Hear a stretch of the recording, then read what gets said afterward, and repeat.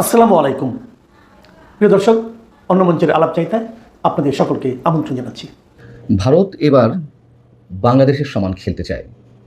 শেখ হাসিনাকে নিয়ে বাংলাদেশের আমাদের যে আন্তর্জাতিক অপরাধ ট্রাইব্যুনাল, সেই ট্রাইব্যুনালের বিচারের রায়ের যে রেফারেন্স বা যে রায়কে উল্লেখ করে বারবার বাংলাদেশ সরকারের পক্ষ থেকে শেখ হাসিনাকে ফেরত চাওয়া হচ্ছে। ভারতও এখন ঠিক একই রকম পথ বেছে নিতে যাচ্ছে। আমি আসছি সে বিষয়ে, খুব ইন্টারেস্টিং। এরই মধ্যে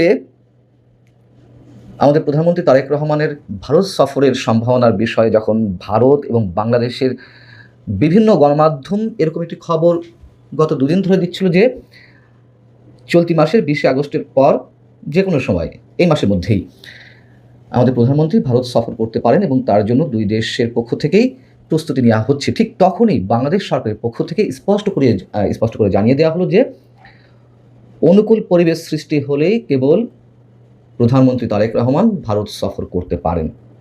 কীরকম অনুকূল পরিবেশ? রবিবার আমাদের পররাষ্ট্র মন্ত্রণালয়ের মুখপাত্র অতিরিক্ত সচিব এম শহীদুল করিম তিনি কী বলেছেন আপনারা নিশ্চয়ই মধ্যে সবাই জেনে গেছেন। সাংবাদিকদের তিনি বলেছেন যে ভারতে থাকা সাবেক প্রধানমন্ত্রী শেখ হাসিনার প্রত্যর্পণ, শরীফ ওসমান হাদি হত্যায় জড়িতদের সহ পলাতক আসামিদের প্রত্যর্পণ এবং অনুকূল পরিবেশ তৈরির জন্য অপেক্ষায় আছে বাংলাদেশ, এবং অনুকূল পরিবেশ সৃষ্টি হলেই প্রধানমন্ত্রী ভারত সফরে যাবেন। আমাদের পররাষ্ট্র মন্ত্রণালয়ের মুখপাত্রের যে বক্তব্য তাতে মোটামুটি 3টি শর্ত উঠে এসেছে। 1 নম্বর, শেখ হাসিনাকে হস্তান্তর করতে হবে। 2 নম্বর হচ্ছে শেখ ওসমান বিন হাদির হত্যাকারী যারা রয়েছে ভারতে আটক অবস্থায় তাদেরকে ফেরত দিতে হবে, এবং একই সঙ্গে আওয়ামী লীগের যেই সব নেতাকর্মী ভারতে পালিয়ে আছে, যাদের বিরুদ্ধে বিচারের রায় হয়েছে, তাদেরকে ফেরত দিতে হবে। এখন এই 3টি শর্ত দেওয়া হলো কেন? হতে পারে এটি আমাদের সরকারের একটি মুখ রক্ষার কৌশল। যেহেতু চোখে চোখ রেখে কথা বলতে চায় সরকার, তো খানিকটা দেখানো যে আমাদের কোনো একটি দাবি মেনে নিয়েছে, এবং সেই প্রস্তাবের জায়গা থেকে কি শেখ হাসিনাকে ভারত ফেরত দিবে না এটি নিশ্চিত। এ বিষয়ে যে ইন্টারেস্টিং বিষয় বলতে যাচ্ছিলাম, আসছি একটু পরেই। সেটি যখন নিশ্চিত, সাবেক স্বরাষ্ট্রমন্ত্রী আসাদুজ্জামান খান কামাল সহ যারা ভারতে রয়েছেন তাদের কাউকে কি ফেরত দিবে? নিশ্চয়ই না, আমার মনে হয় না ফেরত দেবে। কারণ আসাদুজ্জামান খান কামালের মতন কাউকে যদি ফেরত দেয়, সেক্ষেত্রে শেখ হাসিনার বিষয়টিতে ভারত দুর্বল হয়ে পড়বে। শেখ হাসিনার বিষয় যে খতিয়ে দেখা হচ্ছে যে ফেরত দেওয়া যায় কিনা প্রত্যর্পণ চুক্তির আওতায়, সেই বিষয়টিও প্রশ্নবিদ্ধ হয়ে পড়বে। অতএব তাদের কাউকে ফেরত দেবে না। এখন হাদি হত্যাকাণ্ডের সঙ্গে জড়িত সন্দেহে যারা আটক অবস্থায় আছে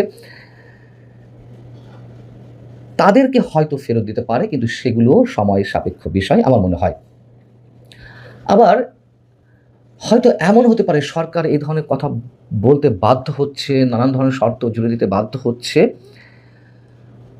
পাকিস্তান এবং বাংলাদেশের পাকিস্তানপন্থী যে অংশটি রয়েছে, জামাত, এনসিপি বা আরও কয়েকটি দল যে জুলাই যোদ্ধা রয়েছে, তাদেরকে খুশি করতে চাইছে, খুশি রাখতে চাইছে বিএনপি সরকার বা প্রধানমন্ত্রী তারেক রহমান। শ্যাম রাখি না কুল রাখি অবস্থা তার। যদি তাদেরকে খুশি করার বিষয়টি মুখ্য হয়ে ওঠে, সেক্ষেত্রে তো আমাদের পররাষ্ট্রনীতিও দুর্বল হয়ে ওঠে। আমাদের অভ্যন্তরীণ রাজনীতির কৌশল অবলম্বন করতে গিয়ে বাংলাদেশ রাষ্ট্র হিসেবে আমাদের দেশ কতটা ক্ষতিগ্রস্ত হচ্ছে সেই প্রশ্নটি হয়তো সামনে চলে আসে, এবং খুবই স্বাভাবিক। যেমন আমাদের প্রধানমন্ত্রী ভারত সফরে যাওয়ার ক্ষেত্রে অনুকূল পরিবেশ সৃষ্টির যে বিষয়টি তুলে নিয়ে আনা হলো পররাষ্ট্র মন্ত্রণালয়ের পক্ষ থেকে, সেটি ভারতের মূলধারার বিভিন্ন গণমাধ্যম খুব গুরুত্বের সঙ্গে তুলে ধরেছে। Times of India, the Hindu, NDTV, বিভিন্ন গণমাধ্যম এই বিষয়টি ফলো করে প্রচার করেছে যে 3টি শর্ত দেওয়া হয়েছে তারেক রহমান ভারত সফরে যাওয়ার ক্ষেত্রে। এবং এই যে গণমাধ্যমগুলো, তাদের বক্তব্য মোটামুটি বিশ্লেষণের জায়গা থেকে কাছাকাছি। যেমন টাইমস অফ ইন্ডিয়ার খবরে বলা হচ্ছে যে ভারত বাংলাদেশ সম্পর্কের যে টানাপোড়েন অবস্থা চলছে বর্তমানে, তার পরিপ্রেক্ষিতে তারেক রহমানের সফরটি খুবই গুরুত্বপূর্ণ, নিশ্চয়ই আমরাও মনে করি। এখানে বলা হচ্ছে যে শেখ হাসিনা ইস্যু ছাড়া ভারত এবং বাংলাদেশের দ্বিপাক্ষিক যে সম্পর্ক এই মুহূর্তে চলছে, সেটির পরিবর্তনের জন্য সম্ভাব্য নানান ইস্যু খতিয়ে দেখা হচ্ছে। যেমন বাংলাদেশের পক্ষ থেকে সীমান্ত ব্যবস্থাপনা, বাণিজ্য, ভিসা প্রক্রিয়া স্বাভাবিক করা এবং গঙ্গার পানি বন্টন চুক্তি নবায়ন সহ, তিস্তা পানি বন্টন চুক্তি সহ বিভিন্ন নদীর পানি বন্টনের বিষয়। অন্যদিকে ভারতের পক্ষ থেকে সীমান্ত নিরাপত্তা সংক্রান্ত উদ্বেগ, সংখ্যালঘু সুরক্ষা এবং পাকিস্তানের সাথে ঢাকার যে ক্রমবর্ধমান সম্পর্ক, সেইগুলো উত্থাপন করা হতে পারে বা এইগুলো নিয়েই ভাবা হচ্ছে যে বাংলাদেশের সঙ্গে আলাপ আলোচনা করবে। এখন যে কথাটি প্রথমেই বলছিলাম যে ভারত কোন প্রক্রিয়া অবলম্বন করতে যাচ্ছে এখন শেখ হাসিনাকে ফেরত দেয়া না দেওয়ার ইস্যুতে। ভারত শেখ হাসিনাকে ফেরত দেবে না, আবারও বলি এটি নিশ্চিত। ভারত তার কূটনৈতিক ভাষা, শব্দ প্রয়োগের মাধ্যমে বারবার একথাই প্রমাণ করে আসছে। তারপরও আমাদের সরকার দ্বিপাক্ষিক সম্পর্ক উন্নয়নের ক্ষেত্রে বা আমাদের প্রধানমন্ত্রীর সফরের ক্ষেত্রেও শেখ হাসিনা ইস্যুটি ঝুলিয়ে রাখছে। সেই জায়গা থেকে এবার ভারতের আরেকটি গণমাধ্যম দ্য ইন্ডিয়ান এক্সপ্রেস বলছে, ভারতের শীর্ষ পর্যায়ের সরকারি কর্মকর্তাদের বরাত দিয়ে বলছে যে বাংলাদেশ যে অনুরোধ করছে শেখ হাসিনাকে ফিরিয়ে দেওয়ার বিষয়টি, সেই অনুরোধ ভারতের বিচার বিভাগের সামনে উপস্থাপন করতে চায় মোদী সরকার এবং তারা এই বিষয়ে সিদ্ধান্ত নেবেন। তবে ভারতের ওই শীর্ষ সরকারি কর্মকর্তারা বলছেন যে ঢাকা যাতে এমন কঠোর এবং অনমনীয় অবস্থান থেকে সরে আসে সে বিষয়েও তাদের সঙ্গে নিবিড় আলোচনা চলছে। মানে একদিকে কূটনৈতিক তৎপরতা চালাচ্ছে বাংলাদেশকে নমনীয় করার ক্ষেত্রে, শেখ হাসিনা ইস্যুতে ছাড় দেওয়ার ক্ষেত্রে, আবার তারা এবার আইনি প্রক্রিয়ার দিকে যাবে। কারণ হচ্ছে ডক্টর ইউনূস সরকার তো শেখ হাসিনাকে ফেরত চেয়েছেই, ভারত দিবে না। এরপরে যখন আমাদের আন্তর্জাতিক অপরাধ ট্রাইব্যুনালে শেখ হাসিনার বিরুদ্ধে একাধিক মামলার রায় হলো, তার মৃত্যুদণ্ড ঘোষিত হলো, সেটিকে রেফারেন্স হিসেবে বাংলাদেশ সরকার তুলে ধরছে।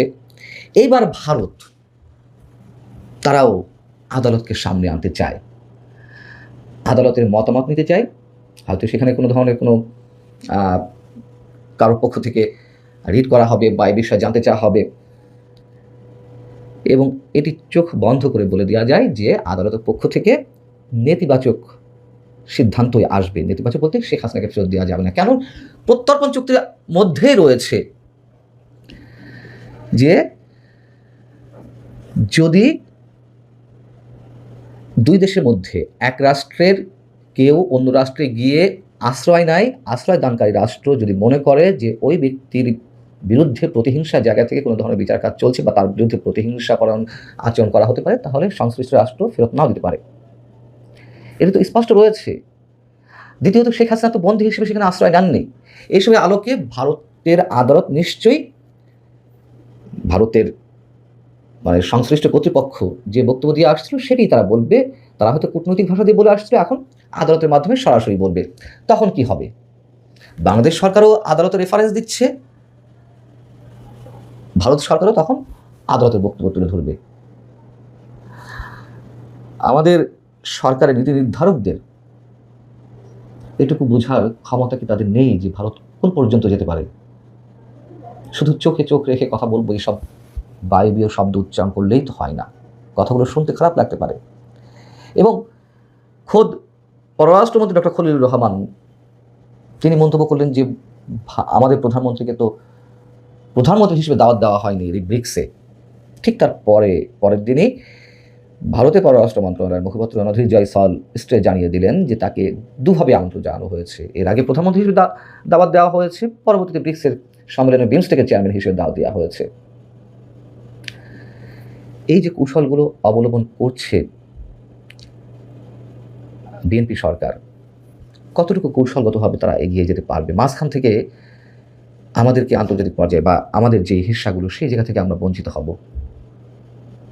এবং ভারত যে বারবার অনুরোধ করছে আমাদের প্রধানমন্ত্রী সফরের জন্য বা ভারত মুখিয়ে আছে তারেক রহমানের সফরের জন্য, এই কথাগুলো বলছে, এটিকে দুর্বলতা হিসেবে নেওয়ার কোনো কারণ নেই। ভারতের মূল উদ্দেশ্য এখন দুটি, একটা হচ্ছে চীনের প্রভাব মোকাবেলা করা বাংলাদেশে, আর দ্বিতীয়ত হচ্ছে শেখ হাসিনাকে ফেরত না দেওয়া। শেখ হাসিনা নিজে ফেরত আসতে চাইলে ফেরত আসবেন এবং সেই সাথে ইনক্লুসিভ পলিটিক্সের বিষয়টি এনশিওর করা। এবং সেই জায়গা থেকে দ্য ইন্ডিয়ান এক্সপ্রেস ভারত সরকারের আরেকজন শীর্ষ কর্মকর্তার বরাত দিয়ে বলছে যে ওই কর্মকর্তা বলছেন প্রত্যর্পণের চূড়ান্ত সিদ্ধান্ত নেবে আমাদের আদালত, এটি কোনো রাজনৈতিক বা কূটনৈতিক সিদ্ধান্ত হবে না। সেটি মনে করিয়ে দিয়ে বলছে যে শেখ হাসিনা তো ডিসেম্বরে ফেরত যেতেই চাইছেন নিজ থেকে, অর্থাৎ তারা মনে করিয়ে দিতে চাইছে যে শেখ হাসিনা যখন নিজেই যাবে তাহলে এত অজুহাত বা এত ইস্যু তৈরি করার কি দরকার আছে বাংলাদেশের।